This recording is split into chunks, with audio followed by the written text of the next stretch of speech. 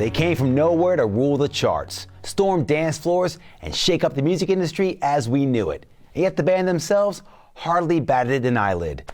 This is the story of the Arctic Monkeys and how they became a phenomenon almost without trying, and sometimes almost without knowing. The band first came together in the High Green area of Sheffield after childhood friends and neighbors Alex Turner and Jamie Cook asked for guitars as Christmas presents. Shortly after, Turner enlisted Andy Nicholson to play bass, and Matt Helders found himself behind the drum kit simply because it was the only instrument in the band not taken. With that, the first lineup of the Arctic Monkeys was complete. They were still sort of 16, 17. I think that's pretty much is the trend. I mean, like most people do get interested in music at that point and start developing their own tastes. So the fact that they formed so young in itself isn't necessarily so phenomenal or strange, but the fact that they came on so quickly and made so much progress so quickly, that was particularly interesting. The city of Sheffield has a long rock history. Although it has always had strong links with electronic music, thanks to Cabaret Voltaire, Human League, and the Warp Records label, it has also spawned such names as Def Leppard and Pulp. But the Arctic Monkeys have relatively little in common with that lineage. Instead, the world beaters in waiting were more inspired by the friends around them who had formed bands. There's always been a very lively scene in Sheffield and in South Yorkshire particularly. There was particularly guitar bands. You seem to get either guitar bands or electronic-based bands. I think they kind of snuck up behind everybody and just suddenly appeared on the scene.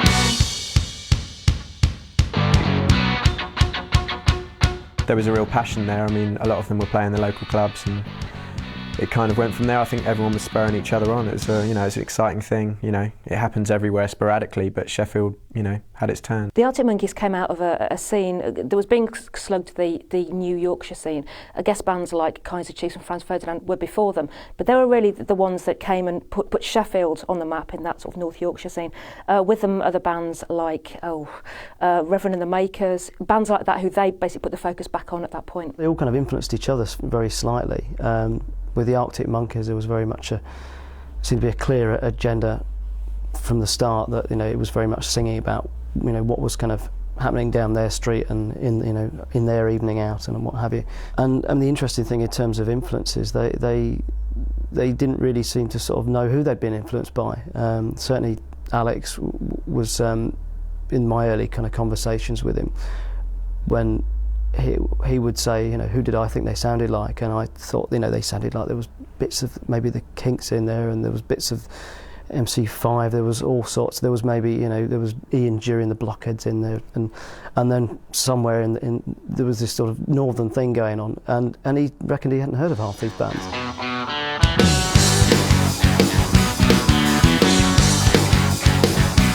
The pre-signed, early landmark gigs.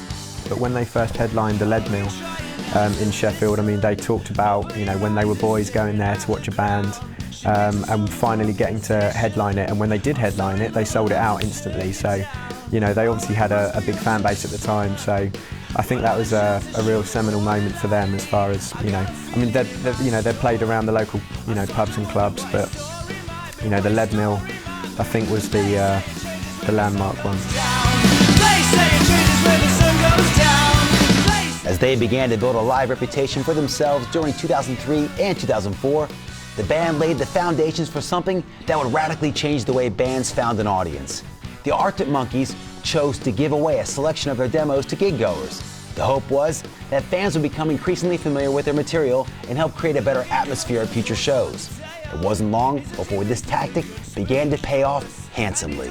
They particularly had a unique kind of take on watching bands who would quite often say things like, at the end of the gig, they'd say things like, well, we've got some CDs on the sale, they're only £3.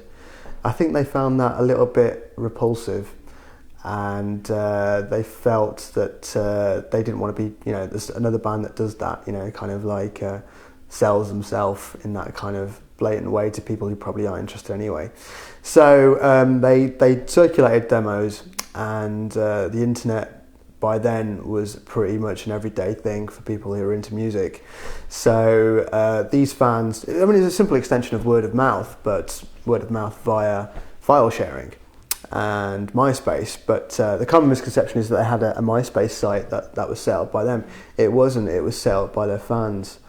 And that was particularly what helped circulate their music and made people familiar with their music before they even released a single. I remember them saying they came off stage and they were just blown away by the reaction from the fans. People even then knew their songs, singing along to the words. A few months later, I think they were playing the Forum in Sheffield, and again that was very significant because the whole crowd knew every word to every song that they played. They hadn't released anything by this point, they'd just been giving out free demos at the gigs.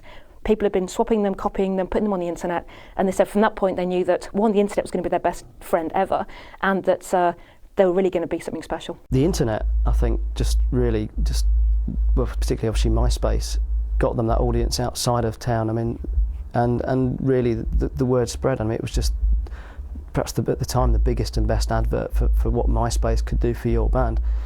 And suddenly you got kids in Japan singing Mardi Bum and singing these sort of phrases and what have you that they had no idea what they meant.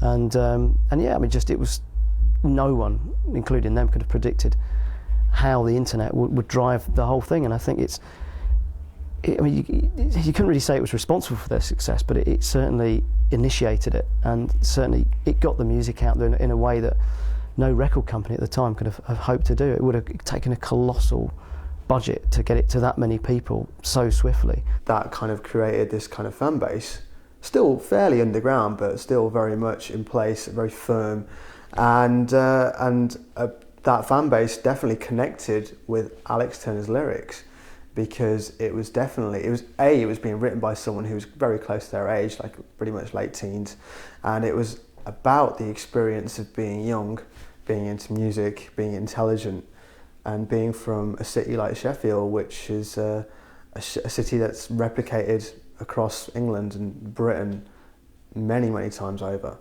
So that's essentially where the seeds of their success started, through their fans championing their music just because they liked it.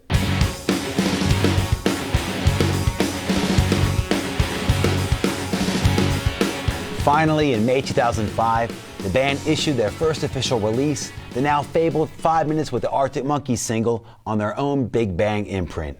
The 2 tracks showcased all of their strongest assets.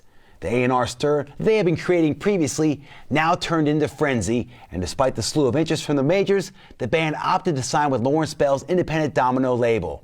Whereas many of the big boys had been trying to persuade them to alter and compromise their music in exchange for larger amounts of money, the Arctic Monkeys were more interested in the idea of complete artistic freedom. The summer of 2005 saw them play a rapturously received tour of the UK, topped off with an appearance at the new band tent at the Carling Weekender, which proved to be one of the event's major talking points.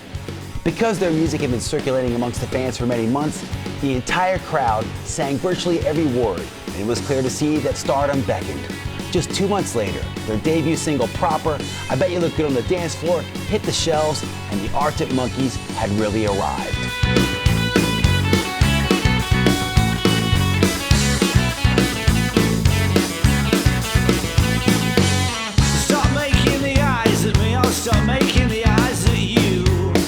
Musically, it's just a great pop song.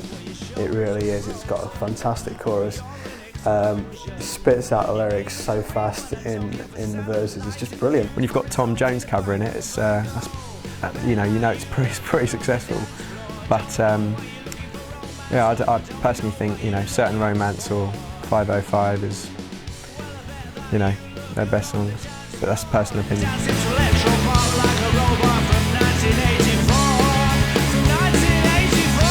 Public absolutely loved that song. I mean, it went insane. It went to #1 in the charts. People were downloading it, swapping it, file sharing it. Everyone at Kerrang Radio was talking about it. We hadn't even started playing it ourselves and everyone was talking about it. You've got to hear this band. We were passing it amongst ourselves, but don't tell anyone. Everybody was doing it, so everyone wanted to hear this band. Who were they? This is incredible. So it was the best advert they could ever have done for themselves, I think. It's something that they experience week in, week out, every Friday and Saturday night. It's the experience of seeing someone who you lust after, but knowing that that person knows that you're lusting after as well.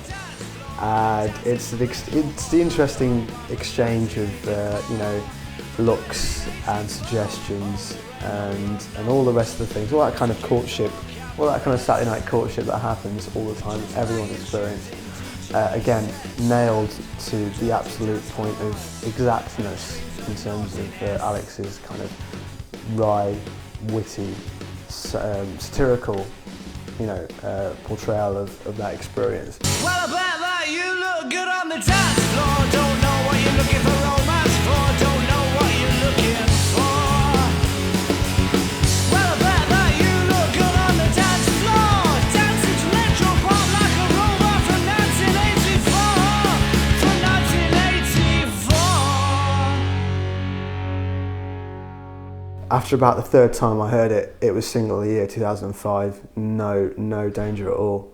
And for a debut single to hit #1 was impressive enough, but the band's impetus had yet to reach anything like a peak.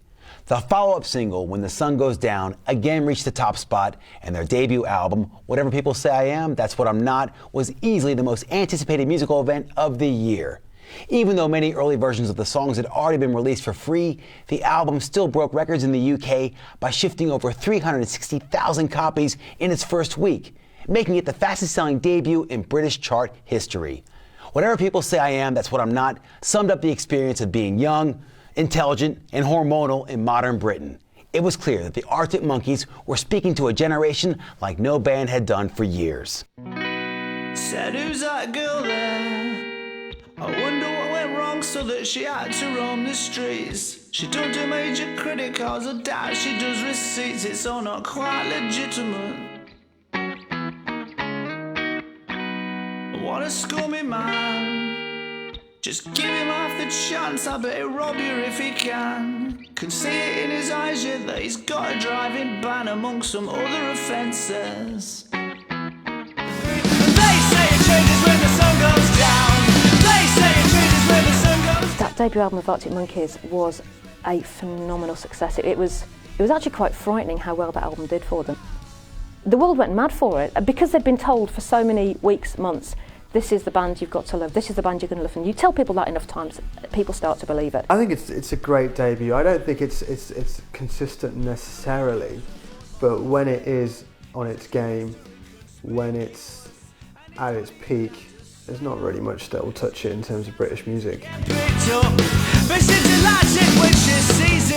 When it first came out, and in that first week, obviously it was shifting phenomenal amounts, and we were being quite anarchy about it. We were getting the figures on a day-by-day basis, and we were writing a major piece in the paper every single day because Sheffield obviously knew the band, and the record was flying out, and it was clearly became evident by the middle of the week that this was going to go to #1. It was going to be the fastest selling debut album of all time.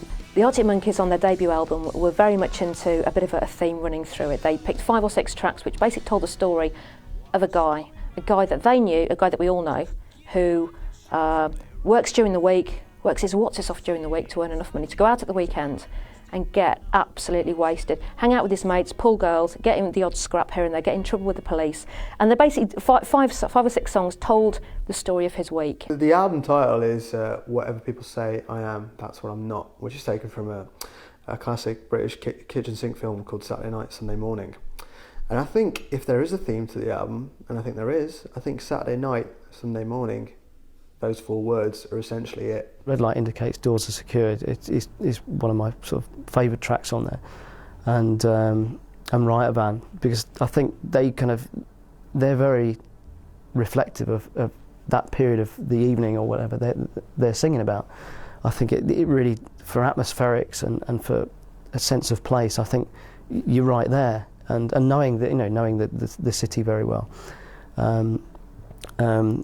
And the kind of nights out they're sort of talking about on here, it's perfect. They say that once in every sort of 10 years a band comes across and they're going to be the next biggest thing, but in this day and age a lot of it's they'll sort of set you up to knock you down almost, but Arctic Monkeys sort of lived through it because they had the songs It's as simple as that. They had the songs, you know, the lyrics, you know. The guy's a poet, you know, he was saying stuff that everyone was feeling at the time, and it wasn't necessarily like a social thing, it was an observation, but it was almost taking what the streets were trying to do or are doing and putting it in an indie format, which, you know, just works so well. It is the experience that unites so many young people of going out or preparing to go out on a Saturday afternoon, the experience of going out on a Saturday night, and then the come down and the reassessment that happens on a Sunday, which can be very sobering. It can be quite amusing, but for the most part, it's a come down.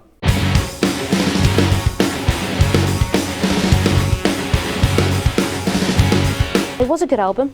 It was, judging by them from the first single, it was exactly what people expected of Arctic Monkeys. So I think buying it, people were like, this is great, telling all their friends, this is exactly, you like that single, you will love this album. I can name certainly my favourite songs. I mean, it's not too difficult for me. I really enjoy the Arctic Monkeys when they're at their most kind of visceral. So A View from the Afternoon is great. It's a fantastic track.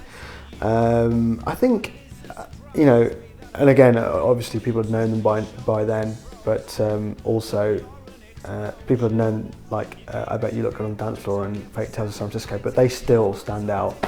I think they're still like my favourites, certainly two of my favourites on there.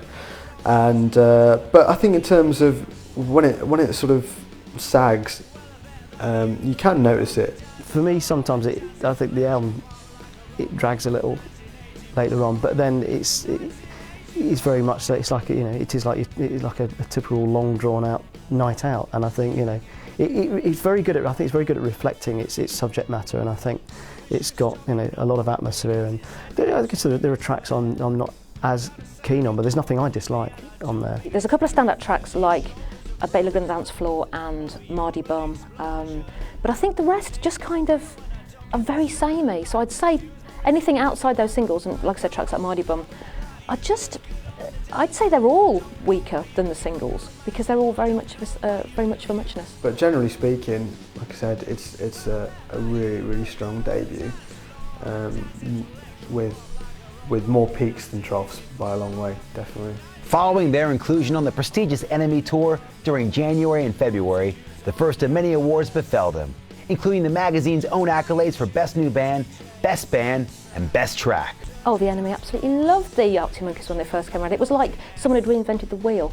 It was ridiculous. It was like, you know, I think when the single went to #1, the headline on the front page was "What Britain's Been Waiting For." It's like, oh, come on, this is a band. But NME, the NME absolutely went mad for this band. They just couldn't get enough of them. They're still doing it today. They're still talking about how this band are the best band in Britain and all these, you know, and I think without NME, Arctic Monkeys probably wouldn't be where they are today. Certainly the early Arctic Monkeys fans bombarded the NME with emails saying, look, you've got to watch out for this band. And so, you know, it was unavoidable for them, but they had to kind of sit up and listen.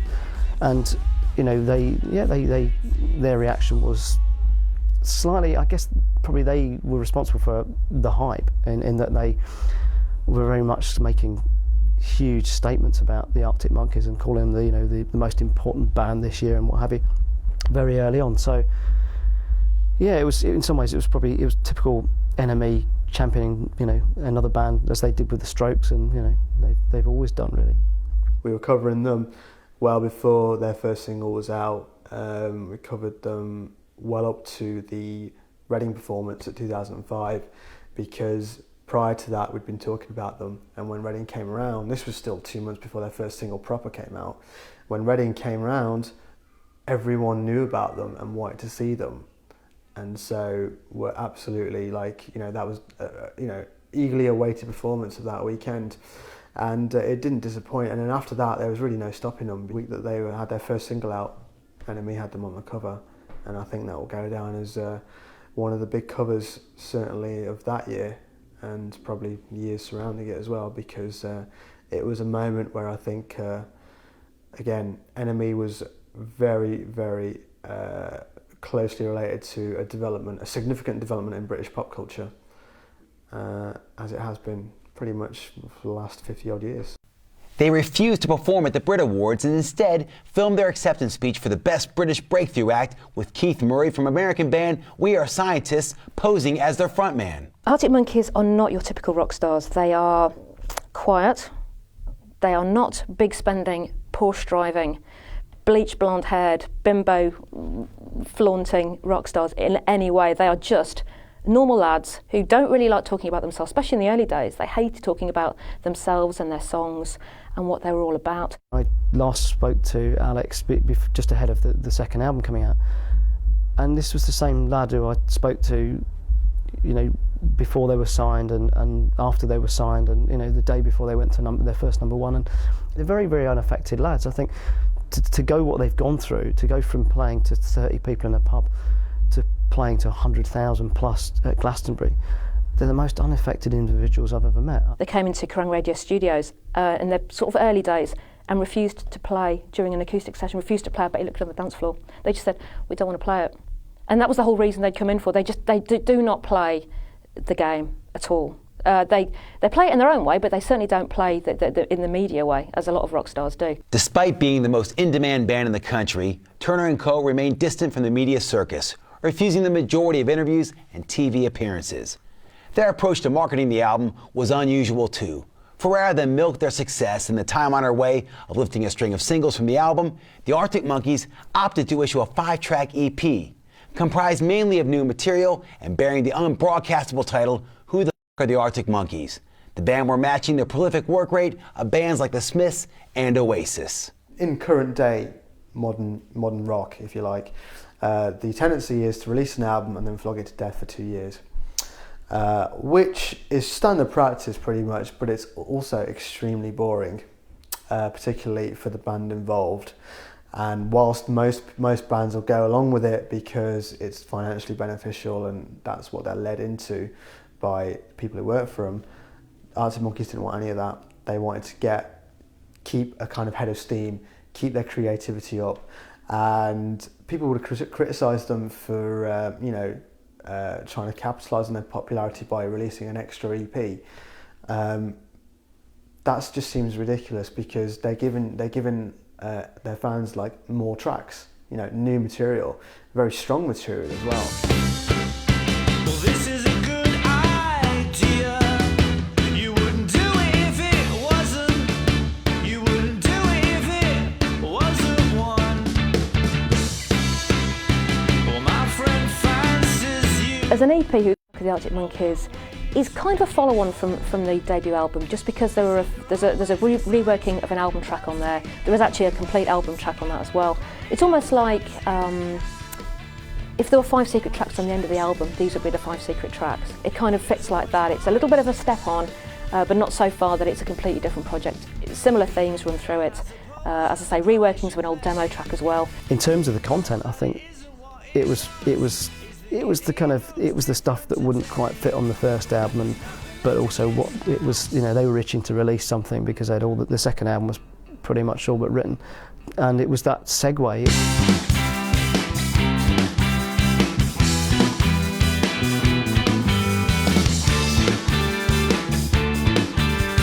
It was just them, I think, stretching their legs a little bit after all the kind of, you know, the furore that surrounded that first album, and it was.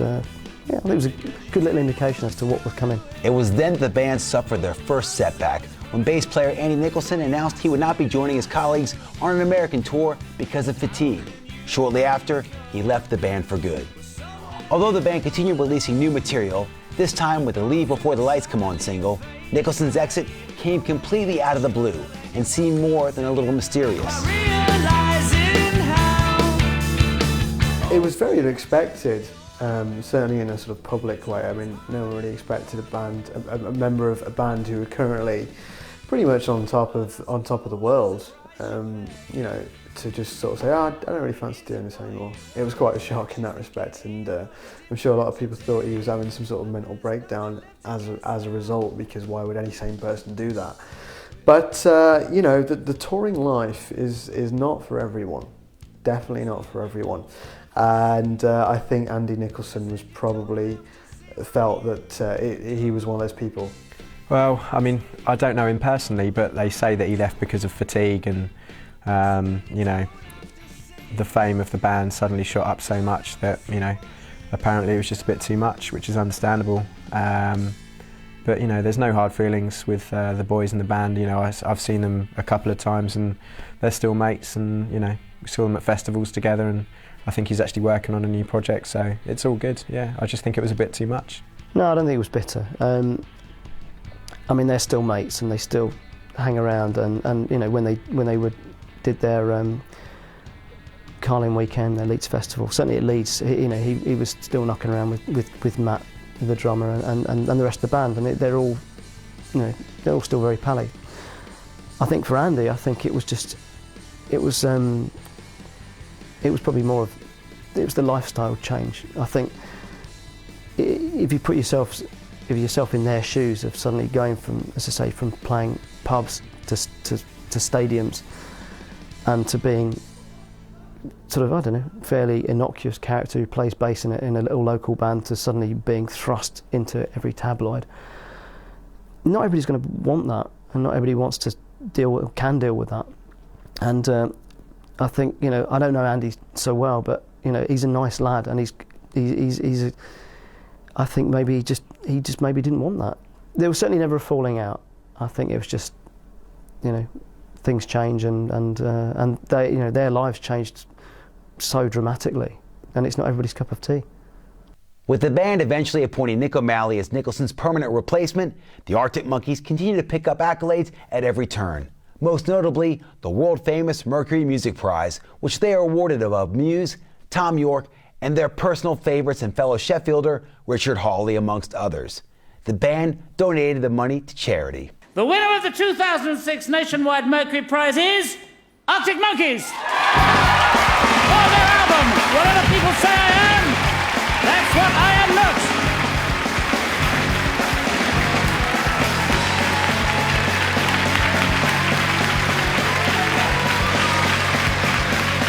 And if the Arctic Monkeys could please come up here to collect your award. Up here, gentlemen, please.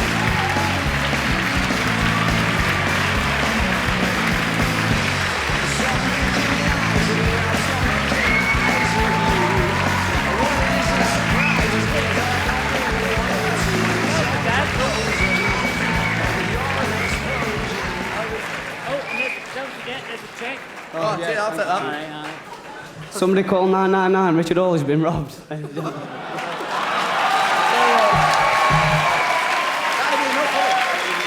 yeah, thanks everyone. And who else agrees that Jules don't look like he was born in 1958, does he? Oh, everybody does. Jules don't look like he was born. Anyway, cheers, I've got nothing else to say that's funny as that. I mean, I don't know if it's as funny as that, but you know, it's definitely... No, thanks ever so much, like everyone that's helped us and that, and clickety click. That's all you can hear, innit? And no, because normally, you know, I don't go to a band that's, I suppose, sold as many records as we have. Like, but to put it bluntly, but like, you know, but still, you know, we're very, very pleased with it because it's just like good tunes, really. That's like what I think we like to try to do. Whoa, steady on. And and no like tricks, really, because there's too many people trying to do too many tricks. So like, thank you ever so much anyway. Yeah, push on. In terms of pressure, I think Arctic Monkeys handle pressure incredibly well. They are so laid back, and I think they're so confident in their own abilities. Without being arrogant, they know that they can write good songs. They know that they've got the backing from the fans, the backing from a good record label. I think in terms of pressure, they were just, if you don't like the second album, you don't like it. Lawrence Bell at Domino Records is known for being, you know, quite an artist-friendly kind of person, and he's not so much a kind of money counter, which is always the way for record labels that don't actually make that much money, certainly previous to the Arctic Monkeys and bands like Franz Ferdinand. But I think that's also why the Arctic Monkeys wanted to sign to Domino, because they knew that they wouldn't have that pressure. They knew that they wouldn't have people knocking on their door every 5 minutes saying, "Where's the album? We need an album because we need to sell some units." And the artist's freedom, I think, that's involved with being on Domino is something that they were attracted to. And again, it shows that they were canny to pursue it, because it meant that there wouldn't be so much pressure on them to deliver. and they took that in precedence to a hell of a lot of money, you know, that I'm sure they were getting offered initially.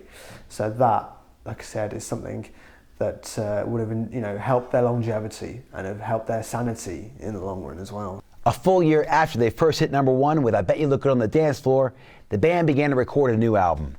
As with any such act who had enjoyed so much success so quickly, the pressure was on the Arctic Monkeys to prove themselves, but they quietly went about the business of creating a more aggressive and muscular sound with celebrated producer James Ford. The first fruit of this collaboration emerged during April of 2007 in the shape of the driving comeback single, Brainstorm. Yeah, I would have thought, you know, it's probably the same sort of, hype for the second album. Maybe not as much, but I think that there was a lot more pressure on the boys. Not that they really felt it, I don't think, but there was a lot more pressure on them to, to come up with a killer second album, which they did, you know. But the hype was there, yeah, of course. I mean, it was like any big band releasing an amazing debut, you know, you're always going to hype up the second one. And, you know, luckily for them and luckily for everyone, it was a corker. I think Brainstorm as a single was an incredible comeback single. I mean, how could it be a comeback? They weren't away for very long. But it was the big, have they still got it? Were they just a one-hit wonder? I think they came back and proved that they can do what they do well and they can do what they do better. You just have to listen to the first 5 seconds of Brainstorm to know that this is a band that have really moved up a couple of gears. Matt Helder's drumming is certainly something that comes across really strongly in that song. And as a drummer, obviously, I'm going to be listening for that anyway. But I mean, it's just powers that song. And it doesn't have that kind of like a catchy chorus perhaps that I Bet You Look Good on the Dance Floor had or whatever. But you can tell it's a band that are really doing something different, moving on, not content to be, again, not content to rest on their laurels. Brainstorm, yeah, I think it's a great track. It's definitely the best first single to come out of the album, I think. You know, amazing drums. It was obviously, they were being a lot heavier. You know, they already said that they were listening to a lot more stuff on the road and on the tour, Queens of the Stone Age and stuff like that, and you can hear it. Amazing drums. And amazing lyrics. It's what you expect from the Arctic Monkeys, but you could see that they'd taken a notch up.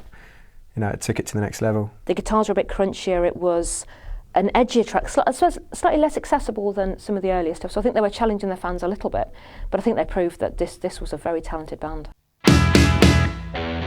1 week later, the eagerly awaited second album, Favorite Worst Nightmare, went straight to the top of the charts, selling more than the rest of the top 20 combined in its first week on sale. It was also a great critical success.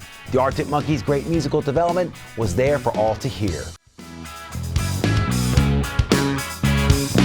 I was lucky to get an interview with Alex the week before the second album came out, and we talked about pressure. And he says really they didn't feel it so much. That he said there was the pressure that they feel is what they put on themselves to try and maintain, I guess, the quality or just to keep up with everything that's going on around them. The hype around the second album was interesting because the hype around the first album and the first single had been so rabid and so internet-led that I think by the time they released the second album it was almost expected that it was going to be big. Flicking through a little book of sentences. Remember when the boys are all electric? And now when she tells she's gonna get it, I'm guessing Mr. Riley just forgets it. The critical response has been quite funny in a certain sense because there was one write-up in The Independent, I remember, a live write-up, that kind of remarked in a kind of begrudging way almost that the most disappointing thing about the Arctic Monkeys is their complete failure to be terrible, which I think is a great way to kind of sum up, the expectancy and the hype around it. Favorite Worst Nightmare did live up to the expectation of the fans. It's been, again, massively well received, successful. You've still got tracks on there that you can relate back to the last album, such as Fluorescent Adolescent. It could fit right into the first album. It's witty, it's clever. The lyrics, again, are perfect. Favorite Worst Nightmare got some real mixed reactions from the fans. Some fans said it was amazing, the best album they'd ever heard, better than the original. I think I read somewhere somebody had written it blows the first one out of the water. Other people said it was, it's the first one all over again. It was people worried they would just, Arctic Monkeys can't do anything different, almost like a one-trick pony, which they are recycling again for their next album. I think the fact that it was not a bad album, in fact it was a good album. I think no one was disappointed with it by any stretch of the imagination. A lot of people loved that album, but I think there wasn't that excitement about it, and I don't think they maybe did quite enough to satisfy all the fans. That maybe some fans wanted something completely different or completely phenomenal, like we'd all been taught to expect from this band. I don't think they quite reached it. Arctic Monkeys are showing on this album that they're a serious band. They've turned up the volume a bit.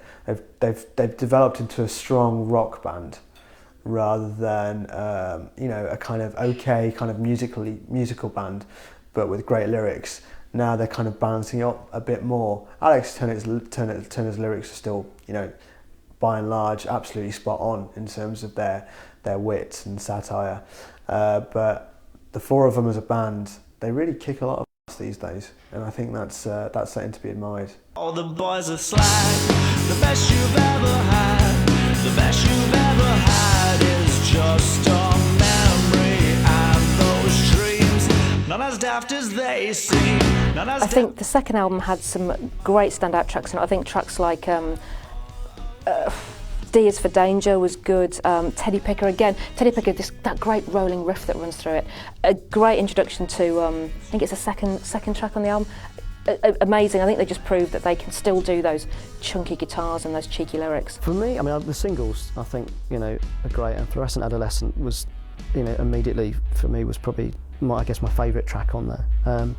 But I like the mellower moments on there. I think 505, for instance, and is a great closer. And it's suddenly you've got on there, and in the midst of all the kind of the big stuff, you've got Alex kind of crooning, and them turning the volume down and showing that they can. And okay, they did that on the EP, but it's showing that they have got this kind of a bit more diversity to their sound, and they're good musicians. I mean, I think what we sometimes gets forgotten is they are good players. They're good at what they do.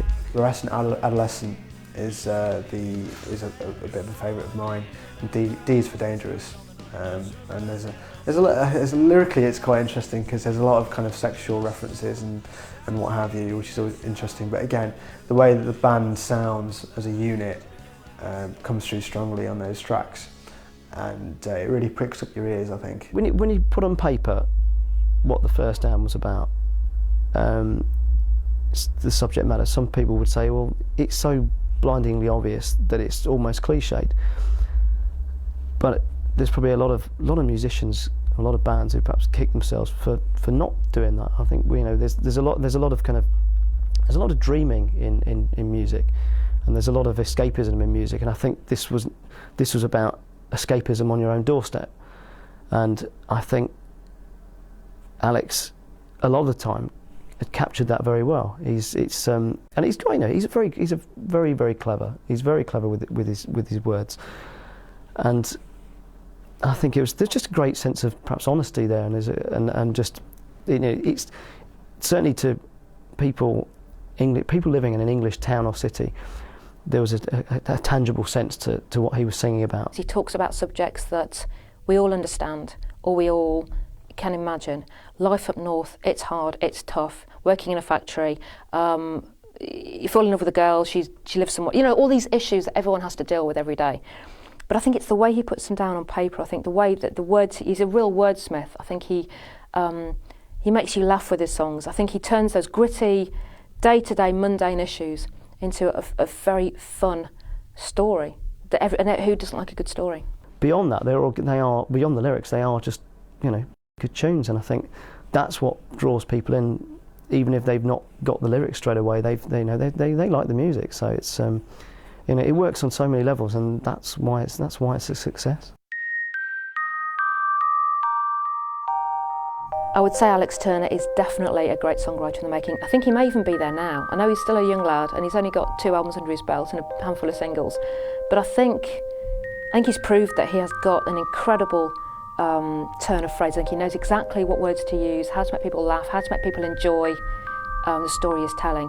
I think he's only going to get better. I think what he can prove himself to be and is already in the process of doing, is certainly someone who kind of represents a generation. I think he represents a generation of witty, intelligent people, young people who like music, who don't suffer fools gladly, and I think that's something that Alex is representative of. When you've got 50,000 people, the bulk of which are singing back, arms around each other, singing back the lyrics back at the stage, and knowing every single line, I guess that makes him a great songwriter. Perhaps in the sense of Noel Gallagher is considered a great modern songwriter because he can get an entire audience singing about every lyric. And okay, there are other bands who do that, but it's I don't know, in terms of sort of touching so many people. I think if he can pull it off a couple more times, then he'll be considered one of the greats.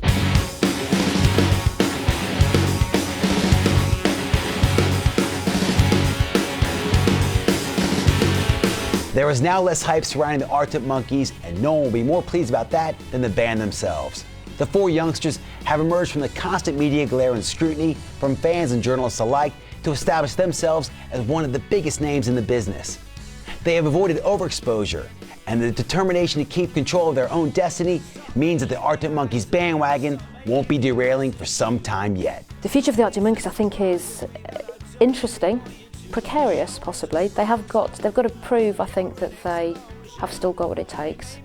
Album number 3, is that going to be as good as album number 2 or album number 1? Alex Turner's already working on some side projects with other people, so I think they've maybe got to keep him interested in staying with the band. I think he wants to stretch his legs. Well, what does the future hold? Whatever they want it to hold, really. It depends on them, but they're already doing it. What they just did at the Lancashire Cricket Ground. Sold out 2 nights. That can definitely be likened to Oasis. When they did Nebworth. They can go from strength to strength. I'll be interested to see where they go on the next album. But if they continue just evolving like they are, then future's bright. How much bigger can it get? Selling out Old Trafford Cricket Ground for an entire weekend. It doesn't get much bigger than that. I think the future for the Arctic Monkeys can almost be anything they want to be. In a certain respect, they could quite easily go wrong. It's not as if they're completely flawless, but it's a little bit early to tell. I think there's no doubt, there's no way that anyone could doubt that they have the talent and the wit and the canniness to have a very long and fruitful career. But whether they capitalise on that, whether they even want to capitalise on that, is another question. They're growing all the time in terms of the sounds that they're listening to, and they certainly Alex listens to a hell of a lot, a variety of music that he never used to listen to, and that's got to have an impact. So I think sound-wise, I think they've got to kind of keep evolving, but all the while you've got someone with Alex's voice, which is instantly recognisable, and they've still got their Yorkshire accents. They're always going to be the Arctic Monkeys. It's where they take that is so difficult to tell. They could do a swing album next. I hope not.